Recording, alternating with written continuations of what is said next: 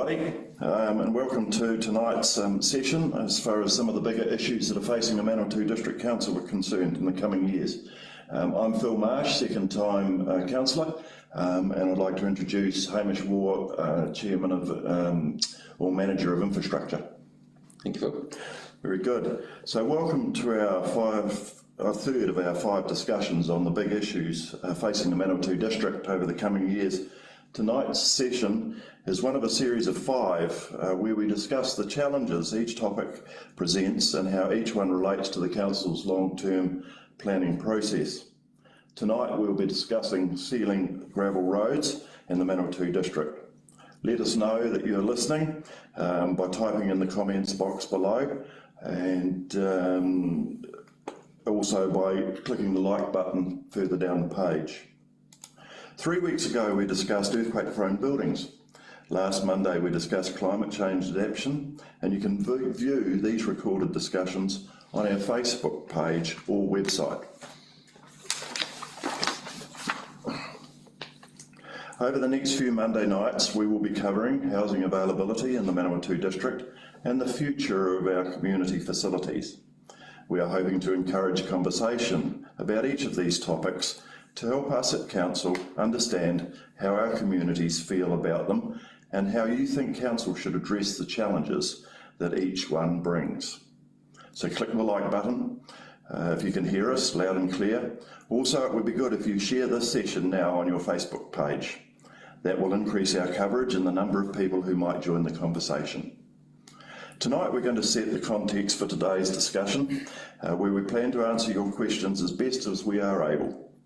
Type your question in the feed below this video and we'll do our best to answer them by the end of this session. If there's a question that we can't answer, we'll find the answer and post it in the comments in the next couple of days. We expect this Facebook Live session to last for about half an hour. Hamish. Cool. Thank you, Phil. So Council is beginning work on its 10-year plan for the period 2020 to 2031. Sorry, 21 to 31. The 10-year plan sets out the projects and the initiatives that Council will be undertaking over the next 10 years and the budgets for getting those things done. The 10-year plan is a legal requirement. It's also referred to as a long-term plan, and previously the community consultation plan a long time ago, and it's a requirement for all councils across New Zealand. We need to have this adopted by the end of June 2021, so we've got about a year to work our way through this. That sounds like a long time, but there's a lot of stuff to cover, and so this is part of that process.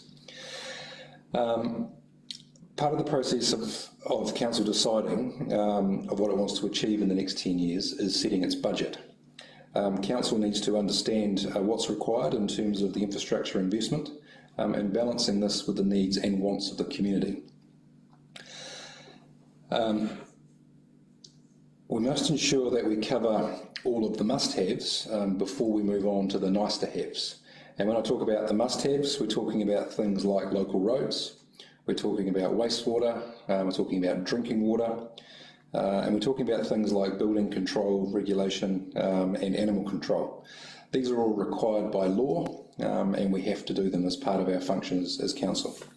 There's other activities that we're not legally required to do, but they're still a priority for Council and the community.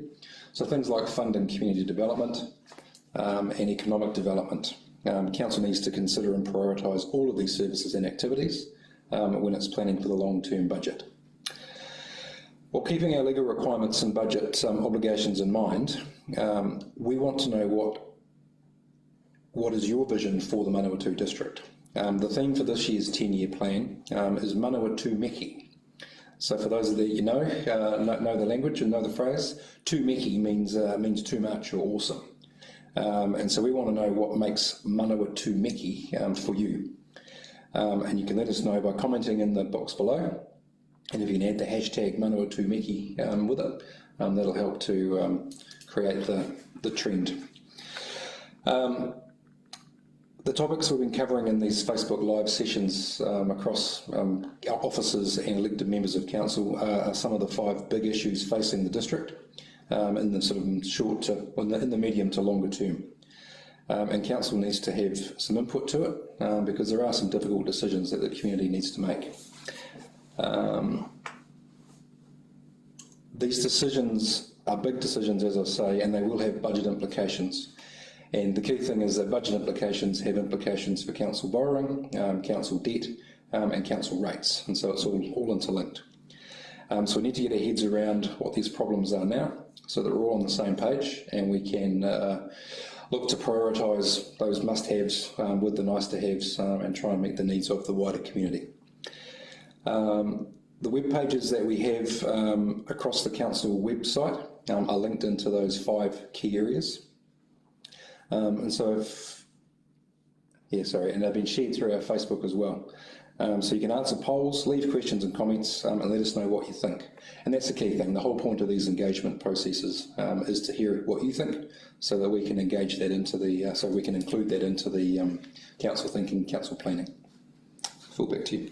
Very good, thank you, Hamish. And welcome on board, Kelly and Martin. Great to see you on board, and we'll get to your questions shortly. So what is the situation? Within the Manawatu district, there are 372 kilometres of gravel roads. When you come across these roads, you might think, oh, this is a bit of fun, or a bit nerve-wracking, or just it's a sign that you're actually in the country. You also might not come across gravel roads at all. While gravel roads make up 27% of our roads in the district, they carry only 3% of our vehicle traffic. This is because many of these roads are no exits, they're winding roads, and they may only serve a very small number of farms or houses at those particular roads. However, traffic on gravel roads can cause problems for nearby residents, and it's something that you may not even think about when you're driving past. Gravel roads can raise a lot of dust. Residents in these areas have let MDC know that they are experiencing a number of problems caused by this dust, including contaminated rainwater and reducing their air quality. And getting also on their laundry. Dust in the air can be especially concerning to those with existing health issues such as asthma. So why do we have gravel roads? What have we been doing? And what can we do about it? Gravel roads can require more maintenance, but are cheaper to build than sealed roads. This can depend on the amount of traffic, as a more heavily used road pays off the cost of the sealing, when you consider how frequently it would have been to be repaired if it was gravel. This isn't the only factor in determining where the sealed roads are. Some roads are on angled or narrow pieces of land that would not be suitable for sealing without significant changes to the road layout. In the past, we have kept gravel roads maintained by grading them, which is smoothing out and redistributing what is already on the road, and or metalling, which is adding more gravel. This is done to a set program based on levels of service set by the New Zealand Transport Agency. In the past, we have kept gravel roads maintained. One thing we can do about the dust problems our residents have reported is to start sealing more of the gravel roads, including extending the existing seal where the road first changes to the gravel, or sealing just a section near the affected households. We'll explain more about these options and want to know which, if either, you support before we make any of our decisions with our planning. Some of our district's gravel roads are getting used more frequently, both because of increased population and because of the traffic from logging. A number of pine plantations around the district are coming to harvesting age. The harvest schedule is expected to be intense from 2018 to 2030, with approximately about 1.3 million tonnes of logs to be extracted. So we can expect to see logging trucks on our roads for some foreseeable time. The more activity there is on gravel roads, the quicker the road deteriorates, obviously, and the more dust that is raised. MDC has done some research in 2017 on the impacts of forestry for these roads. The research highlighted some normally low-volume roads that would serve large forests, including Waipuru Road, Ridge Road, and the Pohongana Valley Road, and suggested maintenance programs to help manage roads during this harvest time. When considering what we can do with our gravel roads, there are other factors than the dust problem to consider. Roads can't be graded when it's too dry, because this can damage the surface underneath the gravel. In recent years, we've been experiencing longer dry spells, which makes it harder to do routine maintenance, which means that our gravel roads get rougher and more corrugations. On the other hand, overly wet weather, including snow, can bring its own problems to unsealed roads. In these conditions, the gravel is more likely to shift and sink into the road surface, meaning that the road requires more metal to be added in the winter months. When there is structural damage in the road, the base layers need to be repaired, which is a very expensive process. When the roads are damaged by storms, snow or other unexpected events, repairs and maintenance have to be done earlier than the council had actually planned, but our budgets do include funds for urgent repairs. If the damage makes the cost particularly high, it is possible to request emergency funding from the NZTA to repair the road. What can happen, however, is that this delays maintenance or repairs on other pieces of road. As well as council using rates for maintaining our roads, we are also able to get funding from NZTA, and in the wake of COVID-19, it may be that there are changes to the availability of this funding, something that we'll have to keep our eye on as we go through this planning situation. Hamish. Thanks, Phil, and welcome to Sarah and Adam, Moira, Trevor and Jason. Good to have you guys here. Indeed. So yeah, the NZTA is an interesting one. They provide 53% base funding to support and subsidise the maintenance activities on our roading network. So what they don't fund is new roads, new extensions of seal and others, unless there's a justification for it. So the New Zealand Transport Agency uses the New Zealand Treasury business case approach, and really you've got to demonstrate an economic value for spending the money to seal a road as opposed to maintaining it in a gravel state. And so by and large, when you apply the economic evaluation equation that NZTA require to fund it, when you're looking at a low volume road that has a very small amount of traffic on it, it doesn't typically meet the funding criteria, which causes a problem for us in terms of just going out and sealing the roads without the subsidy. So to give you an indication, to seal 1 kilometre of rural road will cost anywhere between $200,000 and $400,000, and that's quite a wide range, but that depends on the existing road. So the pavement, the quality of it, the width, the drainage, whether it's got sight lines that need to be cleared, vegetation, and the like. So I'm going to say anything between $200,000 and $400,000. And if the road doesn't pass the NZTA economic criteria, then basically they won't fund it, which means it's all on council. And ultimately council doesn't have its own money, council spends ratepayers' money, so ultimately that cost comes back to the ratepayer. Hence the conversation we're having is to sort of gauge the willingness for ratepayers as a whole to invest more money where the NZTA won't, if you like. The other side of the road funding, which is separate to this, is development contributions, and we might come on to that later on. But essentially new roads for new development. Again, that's not NZTA funded, and it's also not rate funded. That's covered through development contributions. So talking specifically about sealing existing roads, it really comes down to the economics of doing it and a willingness to pay. I think that probably covers that off. Very good, thanks Hamish. So yes, MDC, we're testing some dust suppressants to see if this will help with our gravel roads, as a portion of this dust problem is caused by the forestry traffic. MDC is also working with the logging companies to see what can be done to reduce the amount of dust raised by these logging trucks. Identifying the rural housing in the area that is close to gravel roads is also underway. When we know how many people are affected and where, we can assess the situation and look into focusing on those roads and the cause of the most of those problems and just what we can do with that. We want to know whether there is community interest in sealing these rural roads. If we seal them, we also have to decide whether to only extend existing seal and apply to the NZTA to share the cost, or whether we actually should focus on the sealing 200 metres of the road in front of the affected house, which may not actually attract the NZTA funding. This could help the people affected for the dust problems faster, but must be paid for directly out of rates. Remember that 1.6 kilometres of road sealing without any subsidies is roughly about a 1% rate rise across the district. So again, we ask you, what do you think? Do you think council should increase rates to seal more of our rural roads? If so, how do you think we should determine what order we should actually do that in? Let us know in the comments field or by accessing the online page for this topic and voting and commenting there. Now we'll have a look at some questions. Just before we move on to that, sorry, there was a section in there which, just to add a bit more context to what Phil was saying around the rate link, if you like.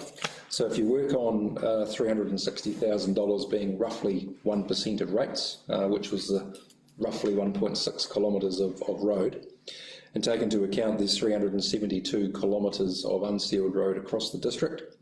If you wanted to seal all of those, that would cost approximately $79 million, and that's today's dollars, not accounting for inflation in years ahead. And if there was a 1% rate rise allocated per year for that, that would equate to about 230 years to seal all those roads, plus the ongoing maintenance that goes with it. So it's quite a big number, and in terms of the funding of it, that's when it starts to get interesting. So in terms of the questions, starting at the top there, Jason Smith, logging trucks, how are these costs recovered? So I guess the short answer to that is, and we've had this conversation across the wider sector, if you like. So the argument is that the landowner for the forestry block is paying rates for 30 years while the trees are growing, and the road's not being used. And so the damage comes at harvest, and so in theory that landowner has paid 30 years worth of rates, and the money should be in the bank, if you like, to repair that road at the end of it. Now, we do work with forestry companies in areas where we know there is logging coming in there. So we will maintain the roads at an appropriate level. If we know there's a harvest coming out, we're unlikely to invest heavily in that road for cyclic maintenance. We would typically wait until they're finished, assuming the road holds up, and then we'd spend the money and the time to reinstate the road afterwards. So we don't go in there and try and bulletproof it first and then have it wrecked and then do it again. We try and program that maintenance. But in terms of the recovery, as I say, pine plantation, 25, 28, 30 years, all those rates have been paid over the years and will be paid ahead as well. So. And probably a good question too that came in earlier in this afternoon, and which we'll cover off here now because it was on the same sort of topic. And the question was, will logging contractors' consent applications take into account the increased road user by these vehicles, and some level of cost recovery be taken into consideration when assessing these consents? Now, as a farmer goes through the logging process, he actually needs to get consent from the Horizons Regional Council as far as land use, etc. is concerned. So there are some limitations around their consent as well as far as the road use is concerned, that we can also link in from the Manawatu District Council point of view to seek some resolution if there is an issue. So that's a good question there. Thank you, Jason. So the next question, Sarah Gilbertson, how much traffic do you need to justify sealing? So I'm going to give you a long-winded answer and try and keep it short. New Zealand Transport Agency has what they called a one network road classification system, which is basically a way of categorising a type of road based on the traffic volume. So going right through from a multi-lane motorway that you might see around Auckland, Wellington or Christchurch, through to a gravel road that you'll see out the back of Waugh. So in terms of the Manawatu, we have what you call arterial roads, primary collectors, secondary collectors, access roads and local roads. So to move into the category where you look to seal, you'd need to be achieving at least an access road and that has a vehicle count of approximately, or at least 200 vehicles a day. So a lot of the low volume roads that we currently have in the district, and ones that aren't sealed, those are less than 50 per day, and in some cases it's only a few, literally a handful of vehicles per day. So in terms of getting into that economic justification, you're looking at least a couple of hundred vehicle movements per day before it qualifies as an access road, and that's when the level of service and therefore the funding increases to go with that. So. And again, Sarah, thanks for the question, and a good one to actually bring in too. We've talked quite a bit about forestry and the logging trucks scenario on that, but also what comes into consideration there is the amount of tourism. And obviously under COVID-19 that's taken a bit of a hiding, but as we build back into the tourist seasons, both internal and hopefully external before too long, those sort of statistics we take into all those vehicle movements as well, because a lot of our rural roads are now being used by tourists, especially through our northern region. So that's good. Thank you, Sarah. Next question, Martin Lee. Probably a statement, I think. Living rurally, I feel we get very little services from MDC, no local parks and facilities we have to drive to, so not supportive of a rate rise to pay for extra roading, sorry. And Martin, that's an entirely legitimate perspective. Today isn't about saying we're going to do this and it's going to cost you X dollars. It's really gauging a level of interest as to whether there is an interest to invest more ratepayer money into sealing more of the network or not. So thank you for that, Martin. That's a clear perspective, and I think one that's shared by many. So. Thank you, Martin. And Trevor, also just the comment there, are sealed roads more expensive to maintain than gravel roads? Hopefully Hamish, with his talk earlier on in the evening, has covered that off for you. If there's any more information required, please again use the facilities available at the bottom of the screen or on our website over the next couple of days. Thank you. And Martin Lee again, just picking down the list here, do you consider the length of road, number of businesses on it and the total number of residents that are living there? So the short answer is yes, and the way that we do that is essentially through the vehicle counts.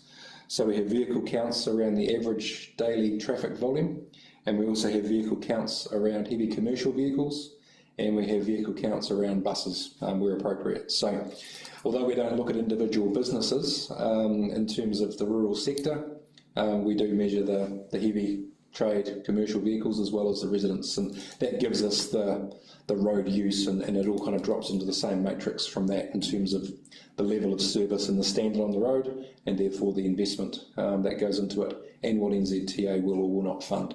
So thanks, Martin. Very good. Good evening, Joe. Joe Terry, how are you? And the question is, so are you overrating on roading for 30 years to cover the increase in repairs during harvest? Or just enough to cover the usual maintenance of the road for 30 years?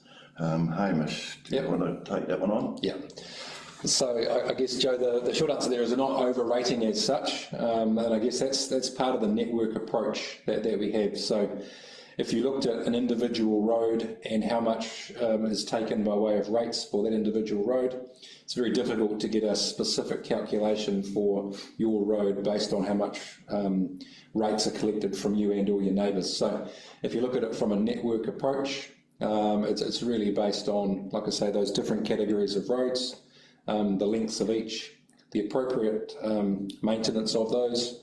We take into account the drainage and the vegetation control and out of context curves and safety improvements, and all of those things are addressed on a step-by-step basis across the entire network. But the short answer is no, I don't believe there's any overrating as such for that.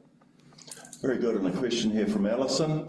Where do gravel roads sit in the climate change conversation? Are gravel roads more vulnerable than sealed roads in extreme weather events like heavy rain, heavy snow and flooding?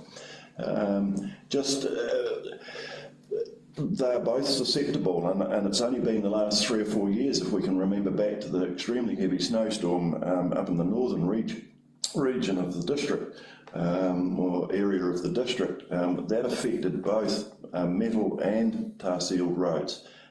So as we go through the process of maintenance, we're trying desperately to alleviate as much of the problem as we can, not necessarily from just a roading point of view, but also from the vegetation, etc., as Hamish has just said. So certainly those conversations are being had, and how we can minimise any of those damages that could occur into the future. Yep. And I think, Phil, probably just to build on that, the key thing there is around network resilience. And so we know that a well-drained road pavement will have, you'll get the water away when you get the heavy rain, and therefore you'll get less damage and less likelihood of damage on the network. So in terms of climate change, fairly topical at the moment. I think we've got another one of these sessions by others on it specifically. But it's recognising that, yes, there's likely to be more intense downpours of heavy rain. And so if we can have the network maintained in such a way that rain is off the road and into the drainage networks as soon as possible, then it reduces the likelihood of damage. It's not going to completely eliminate it, but it certainly reduces it, and therefore the ongoing maintenance costs, which is a direct response to climate change and the potential impacts of it. So.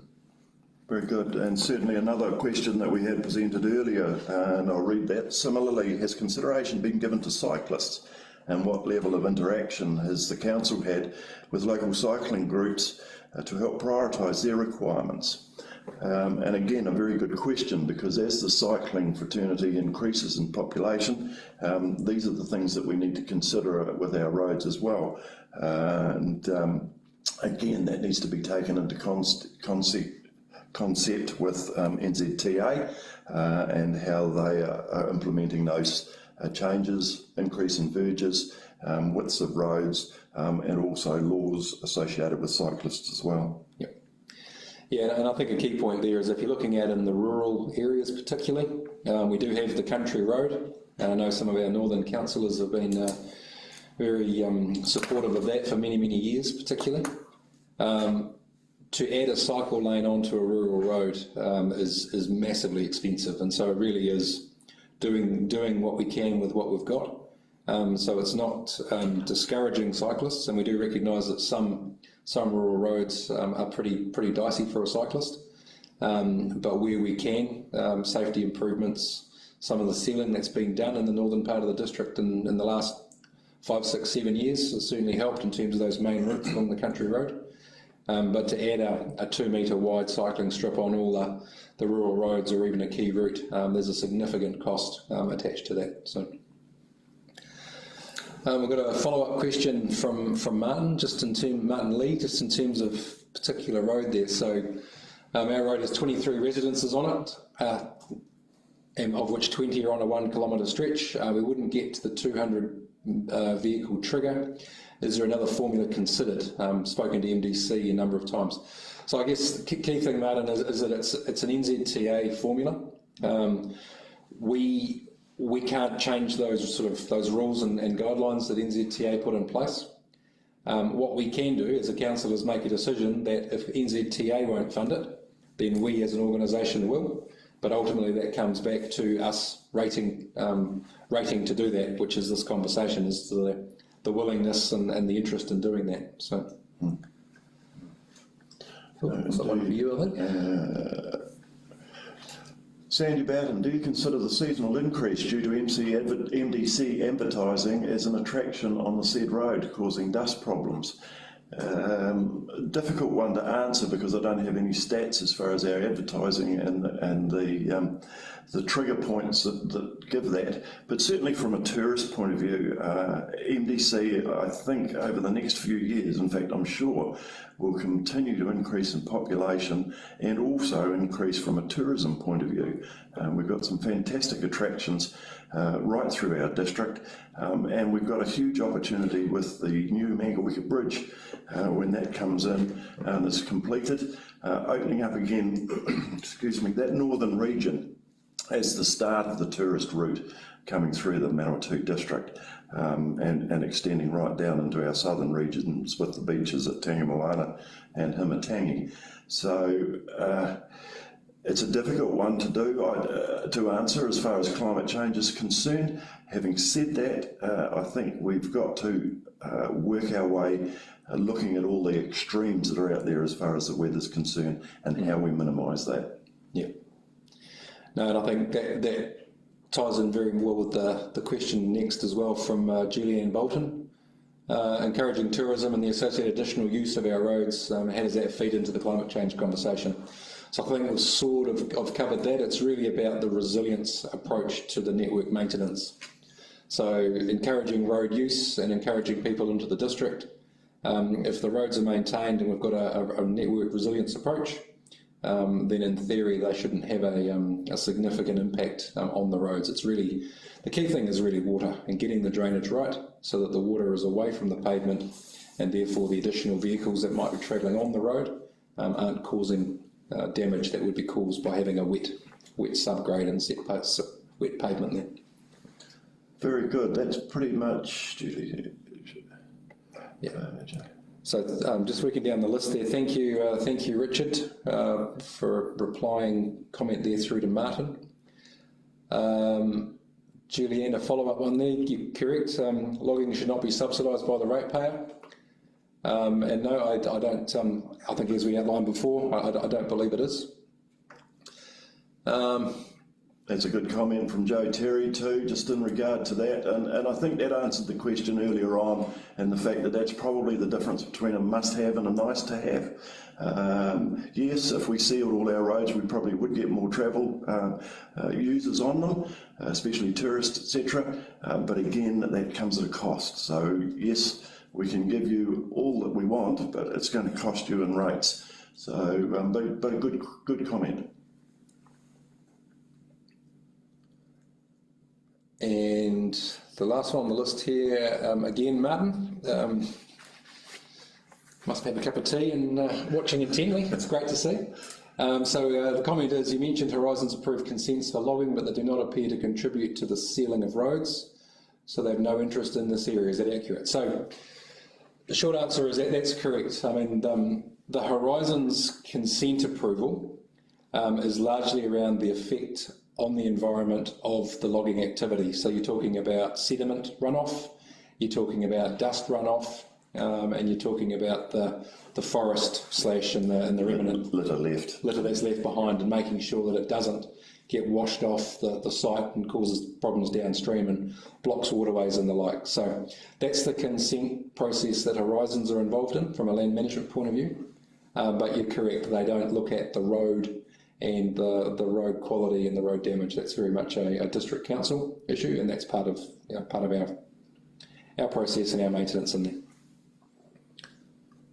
Good. We've pretty much got to the end of our session. There's a couple more there that are really just more feeding on to that. Pretty much, there's been also a couple of questions which have been off topic. Good questions though, and we'll direct those to the staff here at Manawatu District Council, and we'll come back to those suppliers of those questions over the next day or two. Hamish, have you seen anything else there that needs? No, I was just as Phil was talking, I was just looking at your comment there, Julianne, in terms of the impact of the environment, not the roads, and also Sandy Batten's comment there, back to Julie. So I think we can leave that there. And a good one there again from Martin, re the health and safety, and as mentioned earlier, we're testing some dust suppressants that we can put out. Certainly the old adage of going out there with some waste oil just doesn't feature anymore in today's world. So we have tested some dust suppressants, and those are the sorts of things that we can look at outside of people's residence if we're not going ahead with the sealing. And the key thing with that really is that there is a cost to a dust suppressant, and pretty much everything that we do at council, you look at what's the value for money, what's the cost and what's the benefit. And if you're not getting any benefit for a high cost for a limited amount of dust suppressant, then it's not the sort of thing that we would do. But if there's a high benefit and a low cost, then yeah, that's the sort of thing we'd look at as part of an overall package of activities. And last one there, I think, from you, Martin, as well. Yeah, thank you very much. No, I appreciated your input and your feedback. Encourage submissions, as we do always, through the long-term plan, 10-year plan, annual plan process. If you can get all your neighbours together and maybe offer some suggestions around funding number 4 line, happy to have that considered as part of a council deliberation. Yeah. Thank you everybody for your conversation tonight, and please, if you have any more questions, etc., please direct them to the council here on 323 000. And if there is an issue that you're actually wanting answered, please ask the receptionist for a log number so that you can refer back to that as time goes by, either with your answer or if you're wanting to follow up with that. So that brings us to the end of our discussion this evening. Thank you very much for all your questions. If you want to respond to our poll on this topic or add further questions or comment, remember to check out the Sealing Gravel Roads topic page linked on our Facebook page and also on the MDC website. There are also pages for each of our other topics, which include polls and a space to post questions and comments. This session has been recorded and will be loaded onto our Sealed Gravel Roads page on our council website. You can sign up there and receive any updates that we post on this topic in particular. We're not going to be back for a couple of weeks, but our next discussion topic is the shortage of affordable housing in the Manawatu district, and this is on the 15th of June. So we'll see you all then, and thank you Hamish, it's been an enjoyable evening, and thank you very much to everybody that's come on site. Thank you, have a good evening.